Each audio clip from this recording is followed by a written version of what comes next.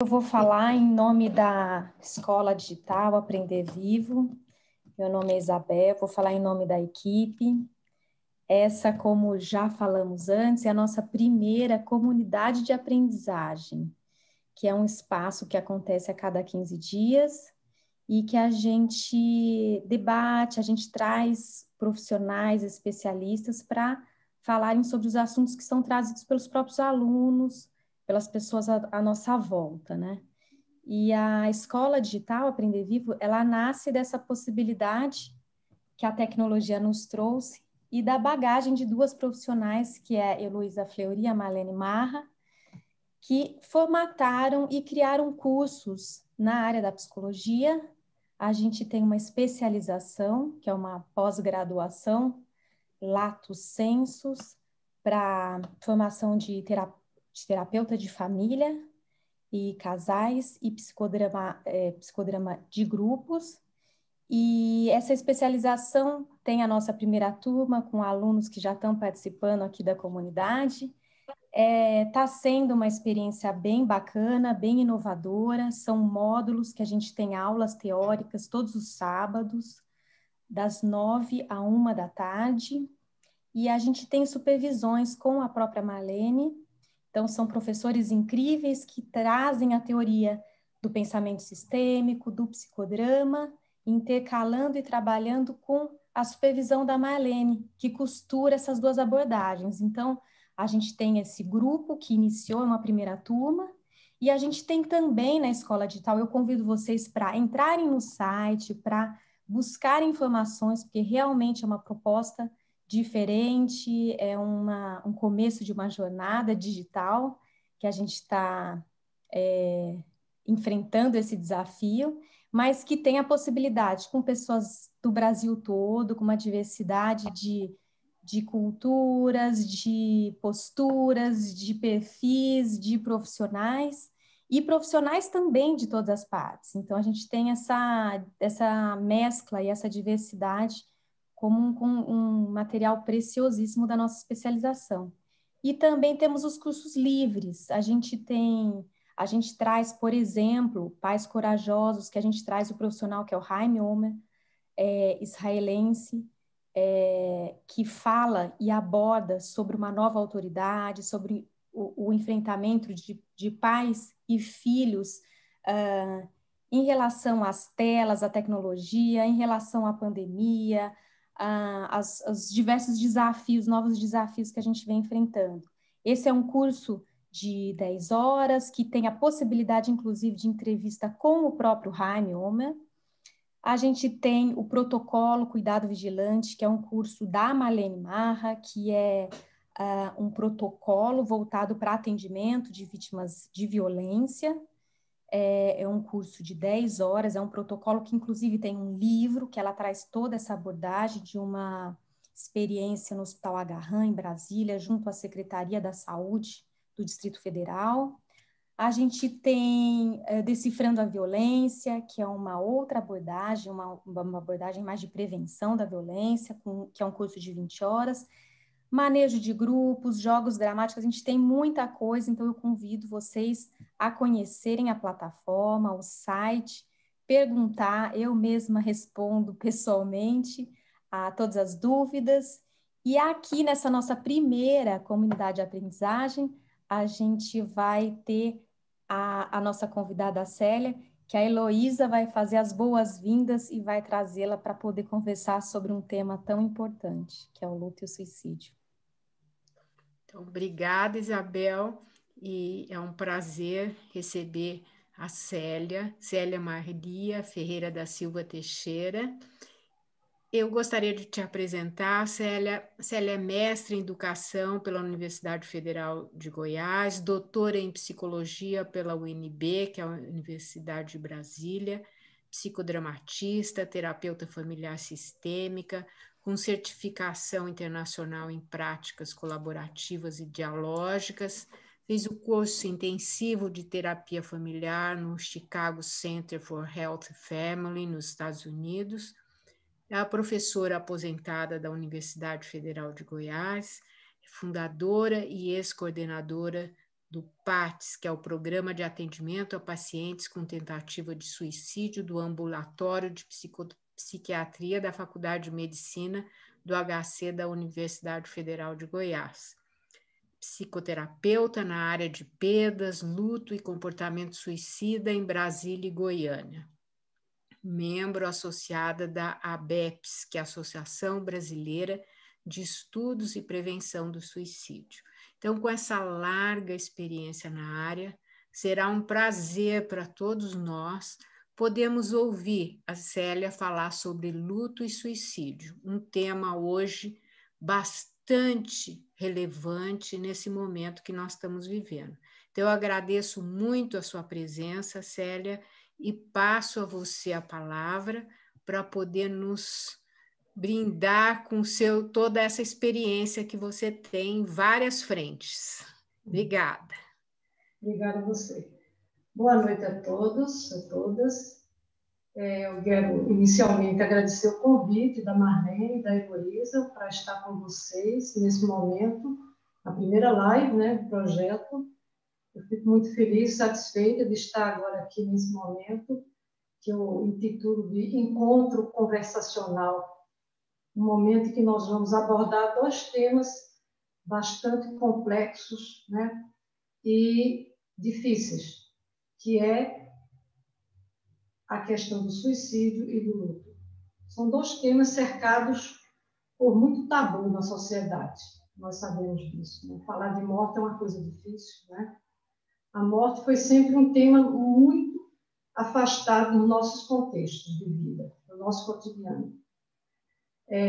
Por tratar-se de algo difícil, né? Pesaroso, que causa muita angústia a todos nós. Eu sempre digo, é a única certeza da vida, mas nós não queremos falar disso, né? Não queríamos, hoje nós estamos falando muito sobre morte o tempo todo, né? E sempre foi um tabu falar, porque nós não fomos educados para isso, né? Não, é difícil pensar na morte, porque nós não fomos educados para isso. Não temos uma educação, como se chama, educação para a morte.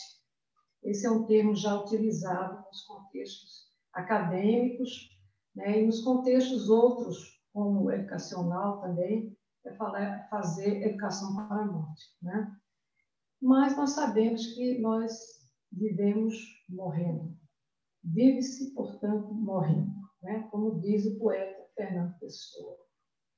E ele diz o seguinte, eu tirei um trecho dele que diz assim: o próprio viver é morrer, porque não temos um dia a mais na nossa vida que não tenhamos nisso um dia a menos na vida.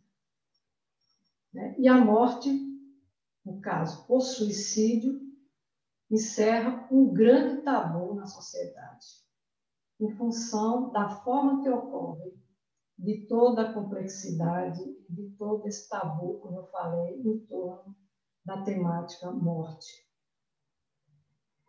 Então, de uns anos para cá, eu tenho trabalhado muito com essa questão do suicídio e as pessoas têm me perguntado assim: Célia, está havendo mais suicídio? O que está acontecendo? Que a gente não escuta tanto falar de suicídio. Então, de alguns anos para cá, começou-se a falar mais de suicídio. É porque está havendo mais ou é porque a gente está conseguindo falar mais sobre suicídio? E percebe-se uma grande preocupação, né, no mundo inteiro, e aqui no Brasil não poderia ser diferente, uma preocupação com o aumento das taxas de mortalidade por suicídio, em especial aqui no Brasil. E aí começou-se a fazer muitos projetos, muitas campanhas no Setembro Amarelo, e eu tenho uma questão grande com isso, né? Embora eu tenha trabalhado muito no Setembro Amarelo, é que falar de prevenção tem que ser só em setembro, né, gente? Tem que ser o ano inteiro. Então, o suicídio é um fenômeno que ocorre, como eu falei, no mundo inteiro, em todo o planeta, né? É um fenômeno universal, que acontece, veja só, desde os primórdios da humanidade. Se nós formos estudar, lermos, mais aprofundadamente sobre isso, nós vamos encontrar registros, né, sobre a questão do suicídio em muitos lugares. Mas nós precisamos conhecer mais sobre o suicídio para poder fazer prevenção, que é o grande foco dos trabalhos que nós temos desenvolvido sobre o suicídio, né? E nós sabemos que o suicídio, esse ato impulsivo de tirar a própria vida, né, é um ato muito violento. Mas é importante nós começarmos, eu gosto sempre de começar explicando um pouco o termo comportamento suicida, porque nós falamos muito de suicídio e de tentativa de suicídio. Mas é importante conhecermos o termo comportamento suicida, porque esse termo vai englobar um contínuo de comportamentos que uma pessoa pode, em um determinado momento, apresentar. Que começa com a ideação suicida, passa pelo plano suicida, a ameaça do suicídio, a tentativa até chegar ao suicídio. Então, existe um contínuo. Suicídio, tentativa de suicídio e ideação vão sempre expressar um sofrimento grande, um sofrimento psíquico de alguém que, em um determinado momento, achou que essa seria a forma de se livrar de sofrimento, de preocupações no mundo em que ela estava inserida.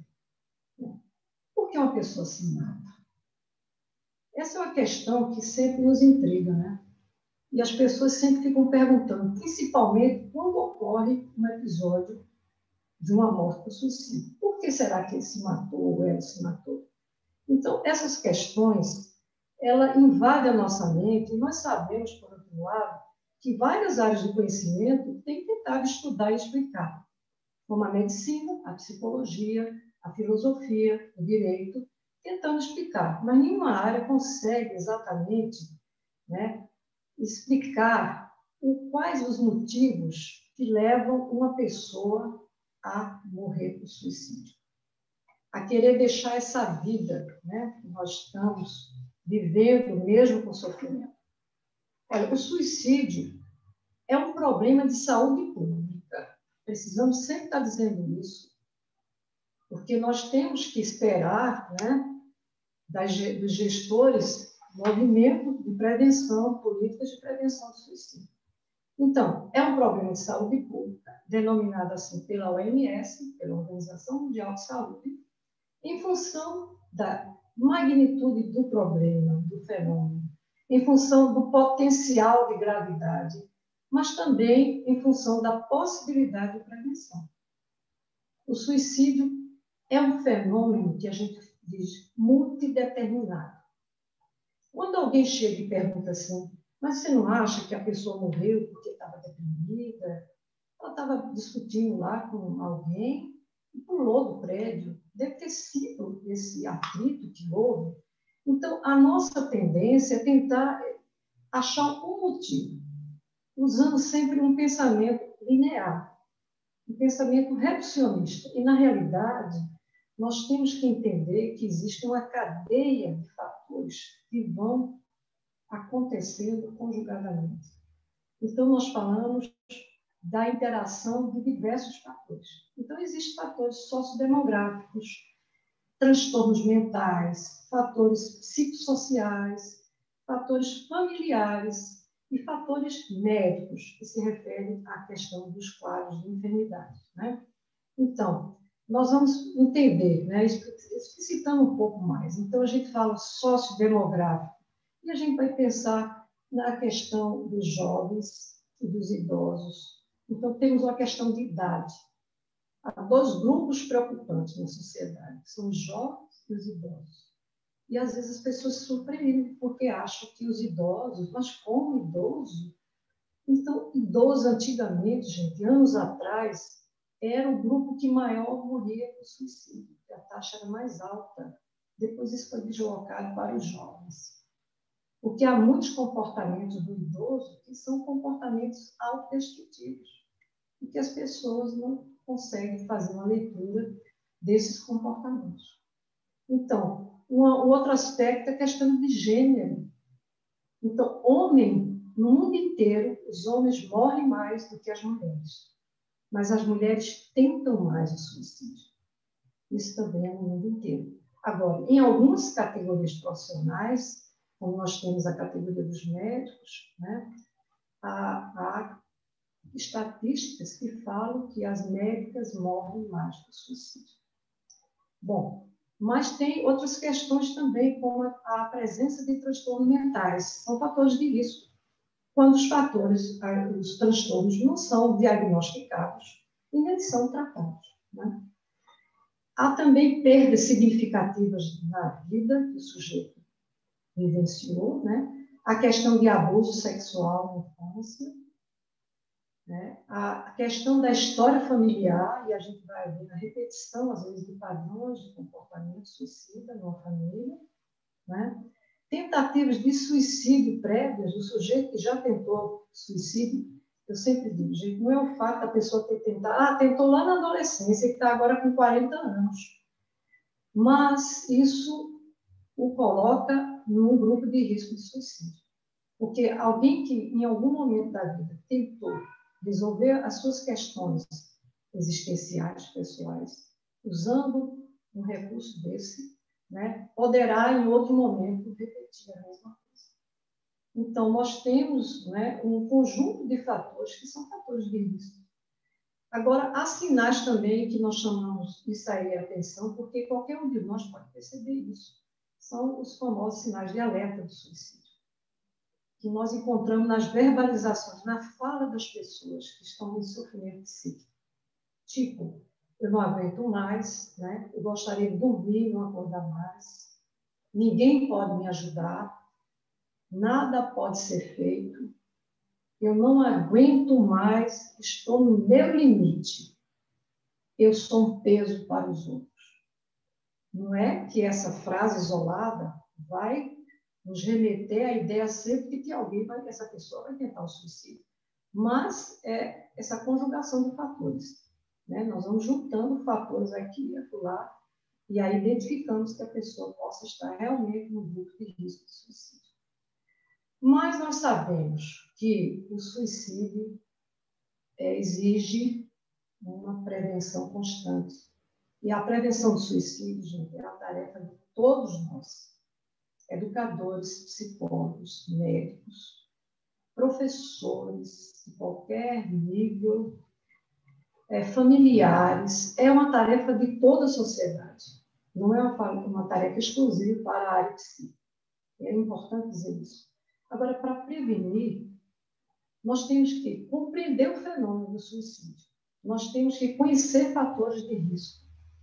E nós temos que identificar possibilidades de prevenção. Isso é fundamental. As pessoas com comportamento suicida, geralmente, elas apresentam algumas características que os autores até denominam da presença de alguns Ds. Ou seja, um desespero, uma desesperança, um sentimento, muitas vezes, de desamparo, embora ela não esteja desamparada, mas ela se sente assim. E, concomitante a tudo isso, a depressão. Então, veja só, a presença desses Ds, a gente é muito notório se identificar isso nessas pessoas, né? O que faz a diferença, veja só, na escolha entre a morte e a vida, não é só a quantidade de fatores de risco, mas sim a presença dos fatores de proteção. Então, quando nós estamos avaliando um paciente que está com comportamento suicida, a gente vai verificar. Aí ele tem tais e tais riscos, mas ele tem esses e esses fatores de proteção presentes. E a gente tem que saber identificar quais são e quem são as pessoas que podem ajudar essa pessoa em sofrimento, né, a superar, a passar essa trajetória, né? E são fatores de risco do suicídio, muitas vezes algo que está vinculado exatamente à pessoa em sofrimento, que é a capacidade, a disposição dele de pedir ajuda, a habilidade de enfrentar situações, né? Ele saber fazer uma avaliação da situação em que ele se encontra, porque tem pessoas que, diante de uma dificuldade, o mundo parece que desaba. ela não acha saída, né? Então, é uma forma de funcionamento dela. Agora, a pessoa, quando começa a fazer uma avaliação da realidade dela de outra forma, isso já constitui um fator positivo, né? Positivo no sentido de proteção. Né? Quando ela tem um bom relacionamento interpessoal, ela pede ajuda. Quando há crianças em casa, olha, eu já tive casos de pacientes de ambulatório, quando eu estava atendendo no ambulatório de psiquiatria, que eu via relato muito interessante de pessoas em risco que diziam assim, olha, eu já pensei várias vezes, mas quando eu me lembro dos meus filhos, que são pequenos, eu desisto. Quer dizer, até que ponto isso garante plenamente? Nós sabemos disso, né? Isso é muito relativo. Mas nós sabemos, por outro lado, que a questão de criança pequena é um fator de proteção, né? Da mesma forma que para os jovens ter pais atenciosos, que escutam o filho, né? Que estão presentes na vida dessa pessoa, é muito importante. É um fator de proteção. Pertencer a grupos sociais, não importa qual. Pode ser um grupo de igreja, um grupo do bairro, um grupo de estudos. Ele tem um pertencimento ali presente. Veja só, aqui só para dar um exemplo da questão dos idosos, que fica sempre um grupo, assim, se parece de risco, por quê? Porque eles perdem os pertencimentos, eles perdem a saúde, né? E eles vão perder os pertencimentos do trabalho, do grupo de amigos, e aí eles ficam isolados. Quer dizer, esses são fatores bem específicos dos idosos, né? E quando a pessoa também está no processo terapêutico, isso tem uma relação positiva com o profissional da área, isso é importantíssimo, é outro fator de proteção, né? Mas falar de suicídio, que é um tipo de morte assim, muito impactante, nós sabemos, nos leva a pensar, portanto, no processo de luto. Nós nos propomos aqui a falar também, focar aí o luto, né, com uma experiência universal também. Então, a gente fala de morte, fala de suicídio e fala do processo de luto. Luto é uma tarefa que eu sempre falo assim, de uma forma bem simples. É uma tarefa psicológica que vivenciamos após uma perda. E aí, perdas diversas, né? As perdas vão sempre nos acompanhar na vida. Desde a infância até a velhice, nós vamos perdendo coisas. No ciclo da vida, existem muitas perdas que são até esperadas, digamos assim.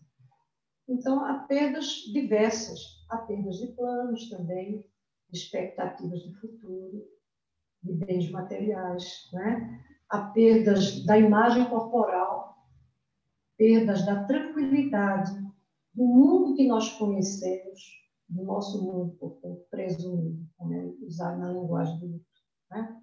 E nesse momento atual, não podemos deixar de falar aqui, sem entrar com muitos detalhes, mas nós estamos vivendo muitas perdas, né? Perdas que levam a lutos diversos. Nós estamos perdendo pessoas, nós estamos perdendo também nossa rotina. Nós perdemos nossa rotina, criamos outra, e aí há uma necessidade de adaptação rápida de tudo, né, nessa situação agora que vivemos. Então, nós estamos perdendo muitas coisas. O contato físico, gente, o contato com as pessoas, a proximidade. E aí eu gosto muito eu gosto de usar um termo que Edgar Morin usa. Ele não fala em isolamento social, ele fala em distanciamento social, ele fala em distanciamento espacial. Porque nós estamos aqui, ó, nós estamos numa sala com muitas pessoas, não estamos tão isolados socialmente, né? Aí a gente fala com os amigos, com os nossos pacientes, usando essas ferramentas. Agora, o distanciamento espacial, que deu um abraço, um aconchego, né? Meu neto vem, corre, ele quer me agarrar, eu agarro ele, mas põe a máscara, ele, coitado, né? Pequenininho e fica de máscara. Porque senão ele espirra em cima de mim, né? Ele é uma criança e todo mundo está vivendo isso, essa questão. Então, a gente está perdendo o aconchego, muitas vezes, dos familiares, né? E aqui nós não podemos deixar de pensar nos profissionais da saúde, né? Que estão, nesse momento, uma vivência muito especial, né? eles estão perdendo vidas no trabalho dele, perdendo pacientes, perdendo o aconchego de muitos da própria família e dos seus filhos. É muita coisa, né, gente? E a gente não teve planejamento para isso. Ninguém fez agendamento para isso. Aconteceu na nossa vida, está acontecendo, né? Então, como eu referi, o luto é um processo que decorre de qualquer tipo de perda. Então, nós estamos todos de luto nesse momento, por essas coisas todas que nós estamos vivendo, né? E o luto revela a força dos nossos vínculos, daquilo que nos ligava às pessoas, às coisas, às situações, né? E também está exigindo o quê? Tudo isso. As adaptações, né, que tem que ocorrer diante dessa situação. E o luto é um fenômeno, como eu falei antes, universal. Aqui no Japão, nos Estados Unidos, no Canadá, todas as pessoas ficam de luto, sentindo que perderam algo e sofrem, né? E o luto tem sido retratado. Do mesmo jeito que a gente fala que a morte acompanha a humanidade, o luto também ele tem sido retratado através de diversas formas. E vocês vão, com certeza, se lembrar agora, né? Nas artes plásticas, a gente vê muito, né? A arte funerária que vai perpetuar essa questão do luto. Olha só, a arte egípcia, né? Que a gente vai encontrar esculturas a fresco de túmulos, né? Das pessoas buscando eternizar os seus faraós. A gente vai encontrar na literatura quanta coisa que foi escrita e é escrita que fala de morte, que fala de dor da perda. Na literatura, inclusive na nossa literatura brasileira, né? Na música também. Quando às vezes eu estou dando aula de luto, eu gosto de trazer até assim, um pedaço de música, da literatura, para dar exemplos, né? Porque a gente encontra isso diariamente ao nosso redor. Então, a música sempre está retratando uma perda de um amor, uma perda de uma separação, de alguém que partiu, de alguém que morreu, né? E aí é um tema sempre presente e sempre atual, digamos assim, que é a questão da perda, da morte e do luto. Parks é um autor inglês, um grande pesquisador na área do luto. Ele ainda é vivo, está bem de idade. Ele refere uma coisa interessante. Ele diz que o luto é o preço que se paga pelo amor. Eu acho muito bonito isso que ele diz, né? Então, nós vamos encontrar vários tipos de lutos, porque nós temos também vários tipos, né, de perdas. E aí é importante nós pensarmos, né, nesses outros lutos que as pessoas vivenciam e que, às vezes, não são reconhecidos. Aí, isso é uma categoria de luto, quando a gente está estudando o tema, que é o luto não reconhecido. Uma mulher que está no início de gravidez e perde um bebê, aí as pessoas falam, mas ninguém nem percebeu. Ninguém nem viu que você estava grávida. Olha, logo você vai ter outro. É o luto não reconhecido, né? Então, há lutos pela perda de um filho não nascido, digamos assim, mas estava gerado, né? A perda também de um filho idealizado, quando nasce um filho com enfermidade. Esse é um luto grande para uma mãe, né? Porque ela também idealizou essa criança perfeita, saudável, né? E há luto pela saída dos filhos de casa. Quem aqui tem filhos mais velhos sabe como é que é a saída dos filhos, né? O vazio, a partida. Gente, há lutos pela perda, inclusive de mudança geográfica. Quantas pessoas sofrem? Crianças que mudam de cidade. Eu já ouvi tantos relatos de adultos falar, olha, às vezes eu pergunto assim, qual foi a primeira perda que você vivenciou? E as pessoas falam, olha, foi uma coleguinha que eu tinha lá na cidade, que meu pai era militar, eu tive que me mudar. E aí eu senti tanta dor, a perda foi muito grande. Ou a perda de um animal de estimação. Então, assim, são lutos não reconhecidos, né? Então, perdas e, consequentemente, os lutos vão exigir, como eu falei, adaptações individuais e de todo o sistema familiar, né? Pode causar diversas reações nas pessoas e pode causar, portanto, desfechos negativos em saúde mental, a depender, né, de como se dá esse luto, como é o luto vivenciado pelo enlutado, que é o termo que nós usamos para a pessoa que fica de luto, né? E aí há diversos estudos que explicam o processo de luto como uma experiência que abriga diferentes estágios, né? Que vai da dor ao ajustamento à nova situação e à nova realidade. Eu vou citar o Oliver, que é outro terapeuta de família, é um estudioso da área de saúde mental, que trabalha com a questão do luto, que ele fala de tarefas do luto. Então, há vários autores que fazem classificação de momentos que a pessoa vivencia a partir de uma perda por morte, né? Então, ele diz que as tarefas são, primeira coisa, aceitar a realidade da perda. Então, tem pessoas que ficam no processo de negação. Elas dizem que não aconteceu, não é com ela, não foi com o ente querido, né? Ela tem esse processo. Vive isso. Elaborar, a segunda tarefa seria elaborar a dor da perda. Terceira, ajustar-se a um ambiente onde a pessoa não existe mais, né? A pessoa está faltando. E o último, nessa classificação dele, seria se reposicionar em termos emocionais a pessoa que faleceu e continuar a vida. Olha, para chegar nesse ponto aí, não é fácil. Muitas pessoas vão e a coisa não é linear. Ela sai de uma tarefa e entra em outra. Não, ela vai caminhando, de exemplo, e ela volta para uma tarefa anterior, né? Vai depender de muitos aspectos. Então, nós sabemos que essa questão dos lutos, né, de vários na vida, vai depender de muitos aspectos, inclusive do tempo vivido pela pessoa que fica. E aí o processo é subjetivo. Eu já ouvi famílias dizer assim, a mãe se queixar. Eu estou muito triste, mas pelo visto, meus filhos, aí faz referência a outros filhos, né? Perderam um filho, perderam um irmão. E a mãe está se queixando porque os irmãos parecem que já estão passeando, saindo, se divertindo. Não agora, né, gente, na pandemia. Mas essa é a experiência subjetiva. Ninguém vai ter reações idênticas. Cada um vai expressar a sua dor de forma especial, diferente, peculiar, né? Pessoas que choram, há pessoas que ficam com ansiedade, que ficam fóbicas, que procuram ter um distanciamento afetivo, não querem encontrar, porque senão vou falar, vou sofrer, vou chorar, né? E a negação também. Há fatores que interferem no processo de luto. É importante falar disso. Por exemplo, a qualidade do vínculo que se tinha com a pessoa que faleceu.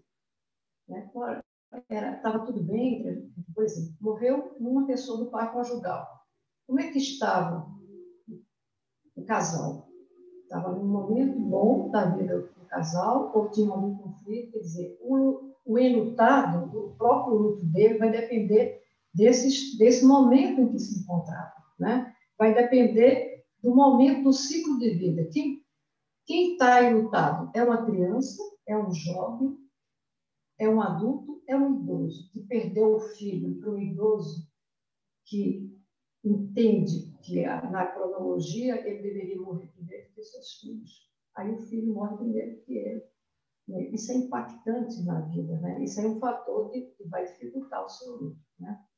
O tipo de morte também. Foi uma morte esperada, como a gente fala, uma morte anunciada, ou foi uma morte de repente, violenta, como no caso do suicídio, e como é o caso agora da pandemia, né, gente? Tá? As pessoas estão morrendo. Entra no hospital, uma semana depois ela morre.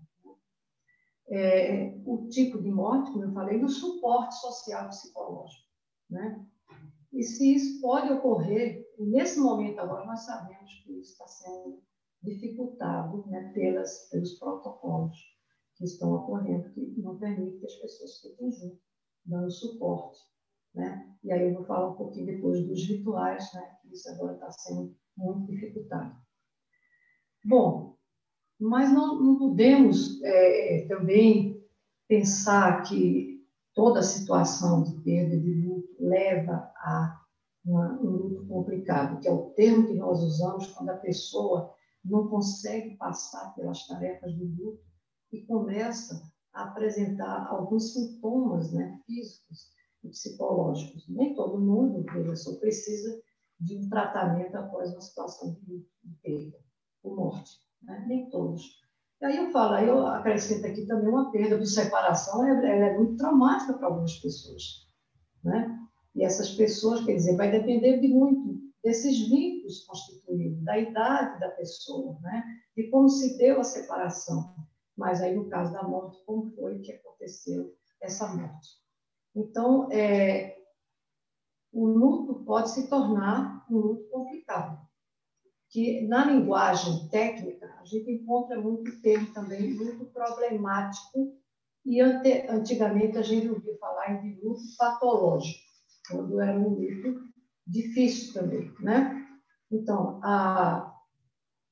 um fator que vai ajudar as famílias no processo de lutamento é exatamente esse suporte da família, o suporte psicológico de amigos, de parentes, né?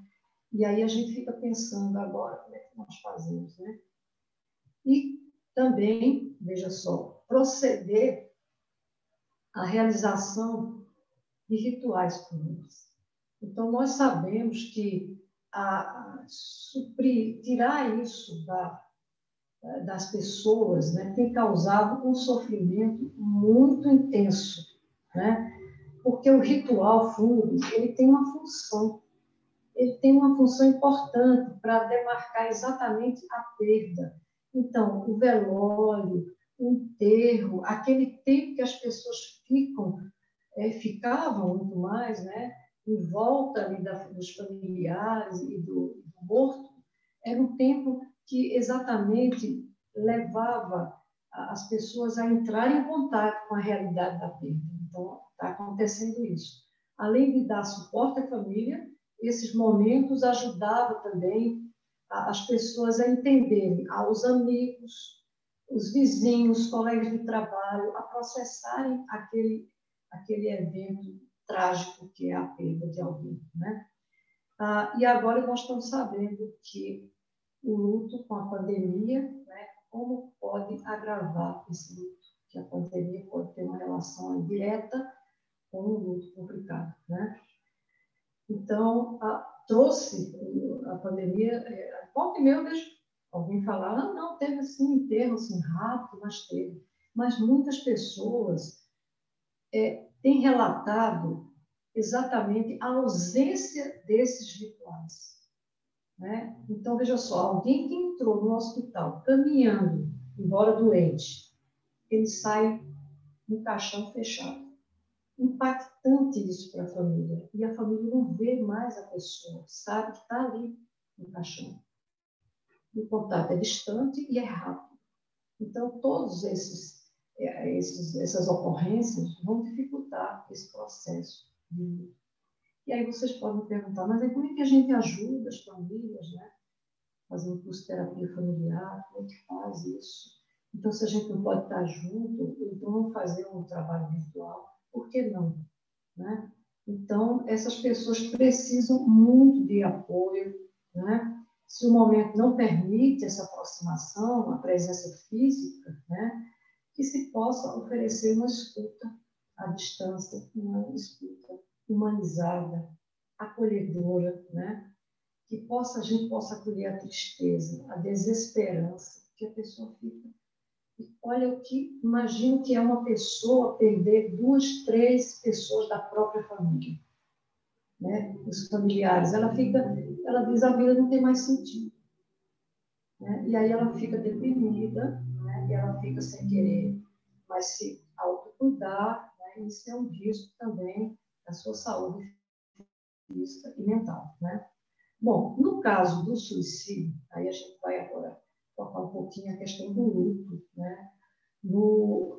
Na pessoa que a gente vai intitular agora de sobrevivente do suicídio. Esse é um termo também importante. O sobrevivente do suicídio não é quem tentou e não morreu. Os sobreviventes são todas as pessoas que conheciam aquela pessoa que morreu, que estavam de alguma forma conectadas a ela.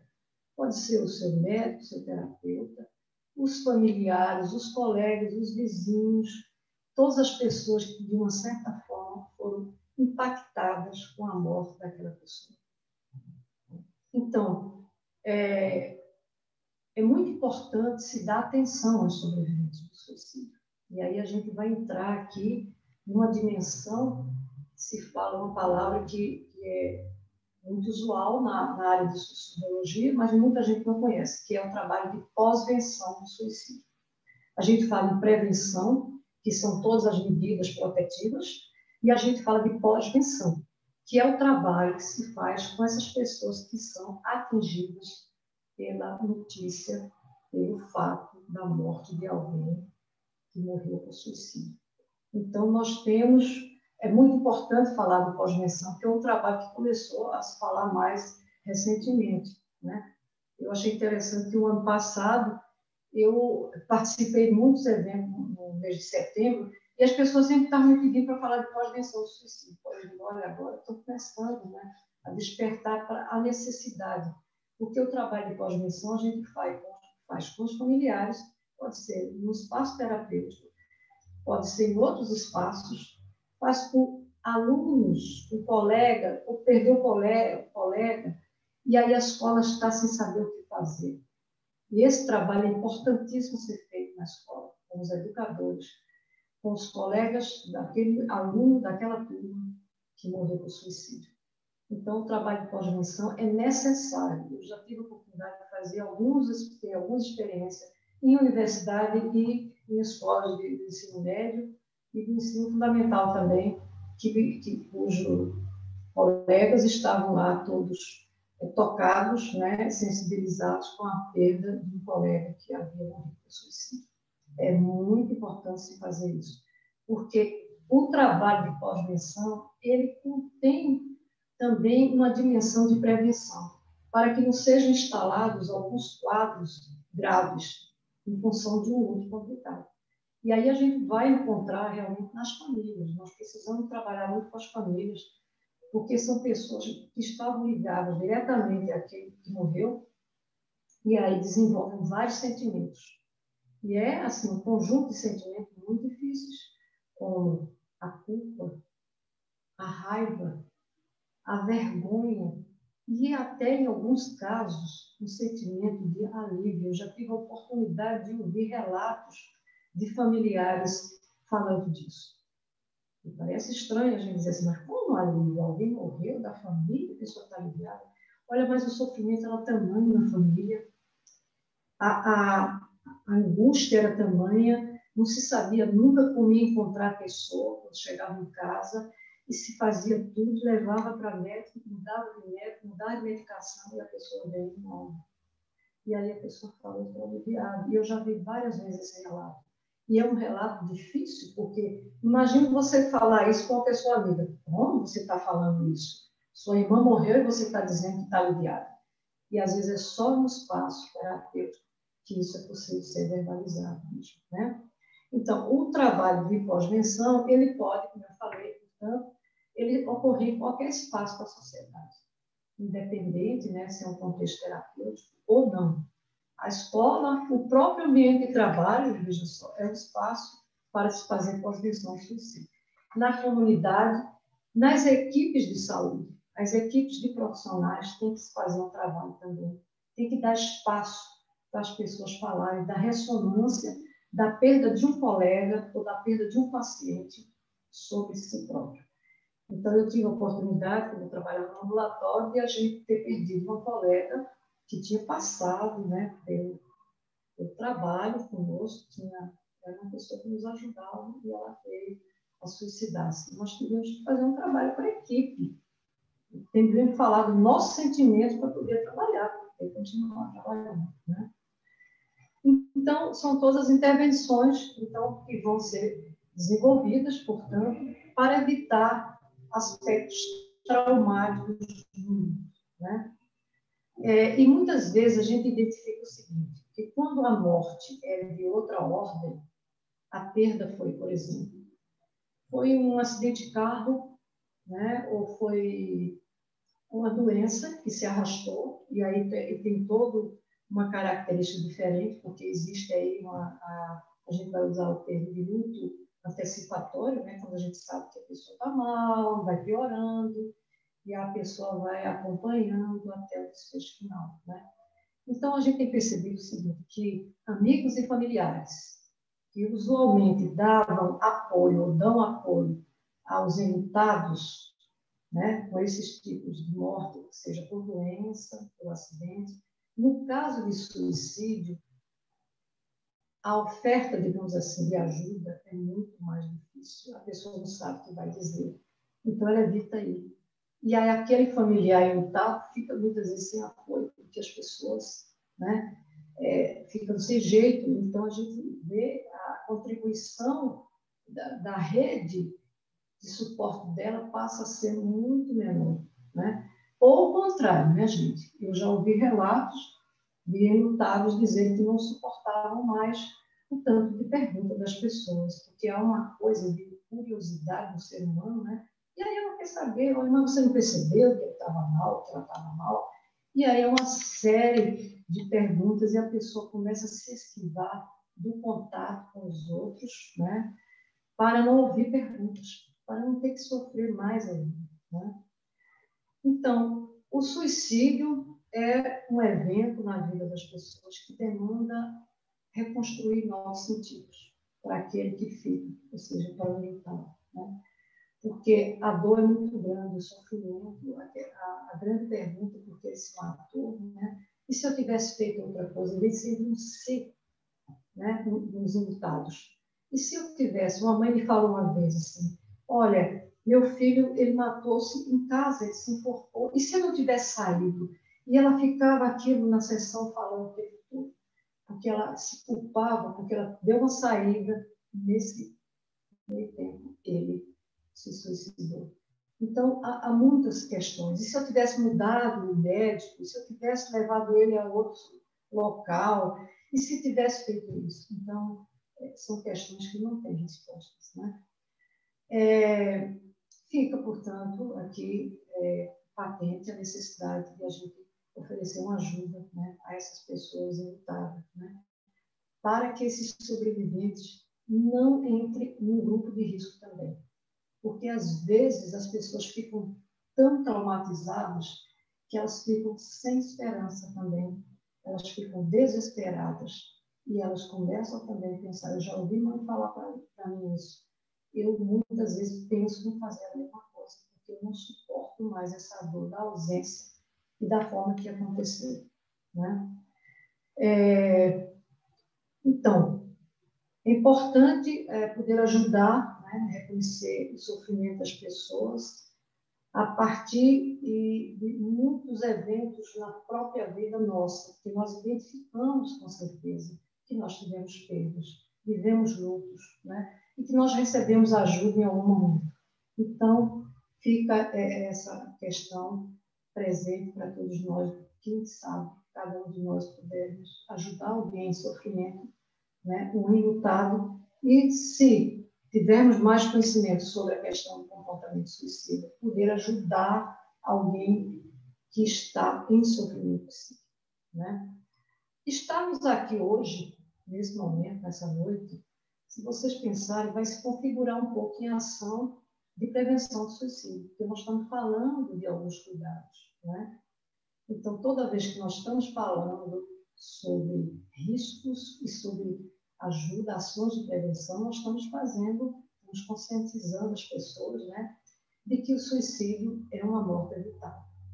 O Ministério da Saúde criou, anos atrás, uma portaria ministerial com vários itens, né, sobre a questão da prevenção do suicídio, mas está lá no papel. A conscientização da população é muito pouca, né? A gente fica sobrecarrega no mês de setembro, muitas vezes, e depois não se fala mais nada. Então, nós precisamos falar mais, não é para ficar aterrorizando as pessoas, mas falar sobre o problema e desmistificar, né? Então, temos que falar de luto, falar de morte, falar de perda e falar de suicídio. Mas eu acho que eu estou já na hora, né, gente? Eu queria, para encerrar, eu trouxe um trecho aqui de um poema de Cora Coralina. Vocês devem conhecer bastante Cora Coralina. Ela diz uma coisa muito bonita. Não sei se a vida é curta ou longa demais para nós. mas sei que nada do que vivemos tem sentido se não tocarmos o coração das pessoas. Eu fico por aqui e quero conversar com vocês agora. Muito obrigada, Célia. Acho que muito importante nesse momento tudo isso que você traz e fiquei sensibilizada quando você diz que estamos aqui fazendo prevenção. Eu acho que isso é tocante nesse momento e que vamos levar essa experiência. Mas eu gostaria de abrir aqui o espaço para perguntas. Vocês podem tanto escrever no chat como fazer a pergunta, né? Abrir o microfone e fazer a pergunta. Quem gostaria de esclarecer algum ponto?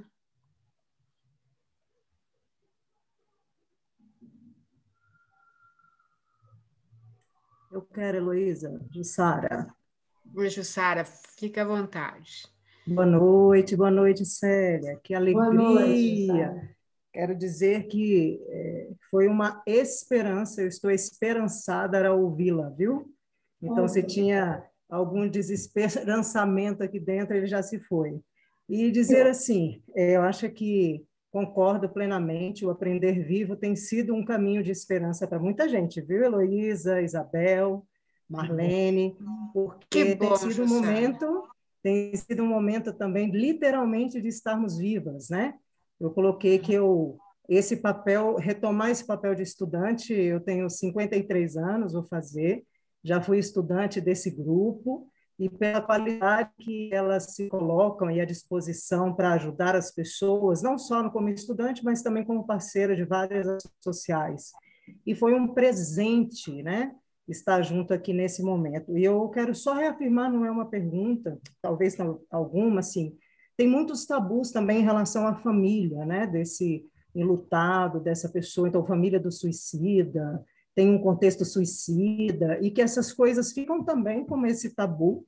Achei muito bacana, porque na teoria da comunicação não violenta, esses sentimentos que você trouxe para nós, da culpa, vergonha, medo, tem um lugar especial de discussão em função do que eles nos causam, né? Então, a gente vive com eles por muito tempo, então, achei muito bom. E vejo nas famílias, isso é também recorrente na minha família de origem, essa conspiração do silêncio para algumas coisas, sabe? Isso causa uma dor muito grande e traz para a gente uma situação. Eu sou de família de um suicida, o meu avô que eu nunca conheci, que é pai da minha mãe, mas é algo que a gente não fala, tem uma conspiração disso, como se falar disso fosse acontecer com o restante de nós, das descendências para frente, né? Então não se fala, a gente não sabe direito e tem uma coisa meio mística nessa história. E tem uma coisa meio assim, não vamos falar não, porque isso pode aparecer da geração daí para frente, não. Então, essa conspiração do silêncio é muito dolorida, muito difícil, porque a gente fica sempre com uma imagem que pode não ser real, sabe? Tem uma fantasia em torno disso, por exemplo, no caso do meu avô, que é teve uma cigana que passou e jogou uma praga. Ele era ótimo e, de repente, do nada, ele começou a ficar assim. Mas nós temos também um histórico familiar, por exemplo, de saúde mental na família, então não é do nada. Mas isso leva um monte de tempo. E aí vem outros tabus junto. Então, mulher na família não pode estudar muito, senão vai ficar louca. Então, é um cigano, que aí vem os preconceitos das nossas conservas culturais, né, dos nossos condicionamentos, e que vai causando uma confusão social na vida da gente, né? E que bom, então, minha mãe tem algo que é assim, não estuda muito para não ficar doida, não fica muito alegre que logo vem uma desgraça. Então, todos esses sentimentos que você teria que aproveitar para estar alegre, eu sou naturalmente alegre. Então, é quase que assim, a minha vida não deveria existir, porque eu sou naturalmente alegre. Então, a senhora não fica muito alegre, mãe, mas tem desgraça que acontece, mas tem outro monte de coisa alegre. Eu prefiro ficar na alegria, mas não é na alegria mentirosa. Então, é um negócio difícil de lidar, né? Mas, ao mesmo tempo, é fantasioso para algumas famílias. Na minha casa, isso era meio que assim, um conto de fada. É um conto de terror. Mas a gente não sabe a realidade. A gente tem uma ideia. Mas isso, mesmo quando a gente pede para saber, que tem mais hoje uma disposição interna, uma qualidade de ouvir sobre isso, ainda tem, é uma dor incurável dentro da minha mãe, que a gente vai cuidando, e tem assim, eu estive na igreja, e aí teve um momento do cerco de Jericó, e aí eu perdoei. Aí, ok, melhorou, do nada, assim, não é do nada, né? Então, uma dificuldade, eu quero só compartilhar isso, me tocou muito, é um tema também muito difícil, hoje eu tenho contribuído, sou educadora, e contribuído muito com os jovens, que a gente vem ouvindo sobre isso, seja as colegas das minhas filhas, eu tenho uma filha de 20 e de 16, e eu tenho visto isso muito mais perto dessa geração, literalmente o que você vem falando. Eu tenho vivido com esses polos, com sogro e sogra com a idade de 80 em diante, que especialmente minha sogra, no momento de muita dor, de muita desesperança, deprimida, e era uma pessoa extremamente ativa, exatamente vivendo o que você abordou aqui para nós. Então, eu quero agradecer, só gratidão pela a sua fala. Eu não tinha dedo para digitar tudo que você falava aqui, para tentar colocar tudo isso dentro da minha cabeça e no coração. Então, eu só quero compartilhar a minha alegria de não ter perdido essa noite. Célia, muito obrigada. Obrigada, Heloísa, Isabel, Marlene, por proporcionar, viu? Você está de parabéns, viu? Porque você está falando uma desconstrução dessas crenças familiares e você está aí batalhando para desconstruir essas crenças, né? Porque o que você falou aí com relação ao que ocorre nas famílias é um fato importante de se abordar, né? Porque fica-se um não dito, fica-se uma fantasia do que aconteceu, e isso vai dificultar muito o processo de luto, e muitas vezes, numa família que tem crianças, que então a coisa é mais cercada de cuidados, né, para não revelar nada, a criança ela vai seguindo com muitas indagações sobre aquela perda, sobre aquela morte, né?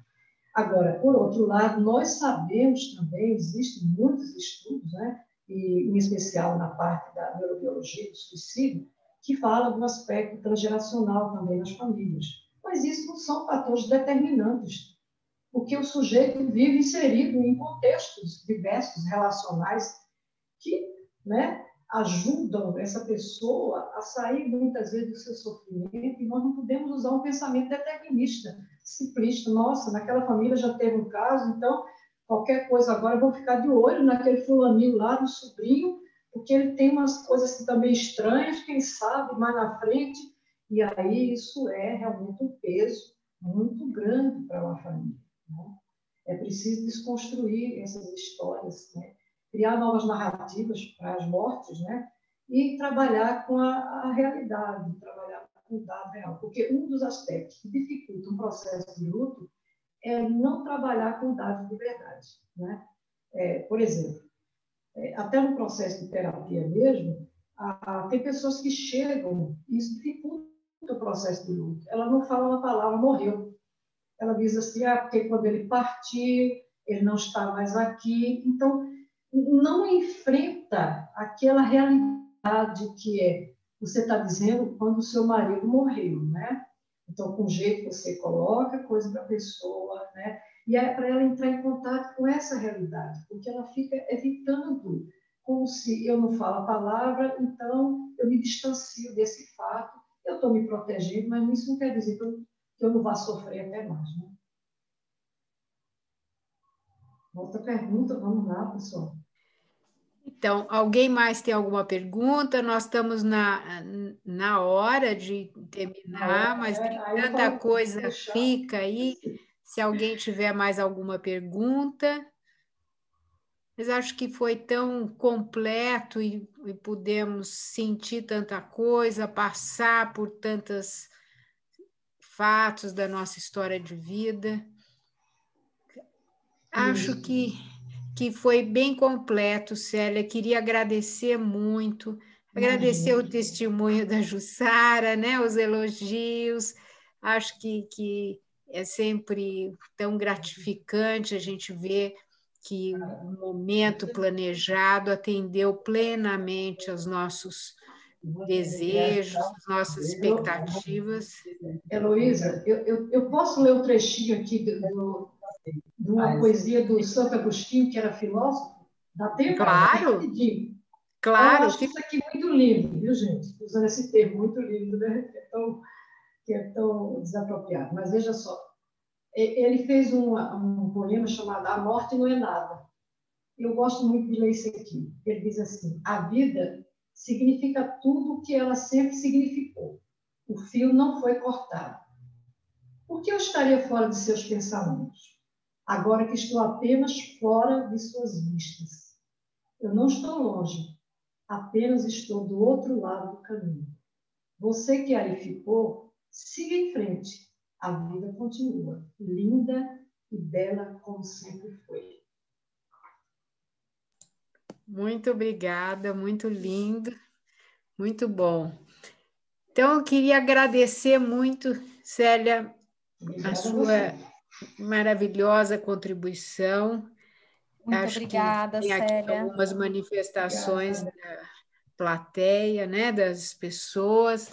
Vamos dar uma salva de palmas para a Célia, para a gente encerrar? Para vocês também, que estão estudando, a seguir em frente. Né? Vamos seguir em frente todos. Isso. Muito obrigada, Célia. E muito obrigada a todos que estiveram aqui presentes. Convidar vocês, a semana que vem nós temos mais uma live, dessa vez lidando com a violência, não é?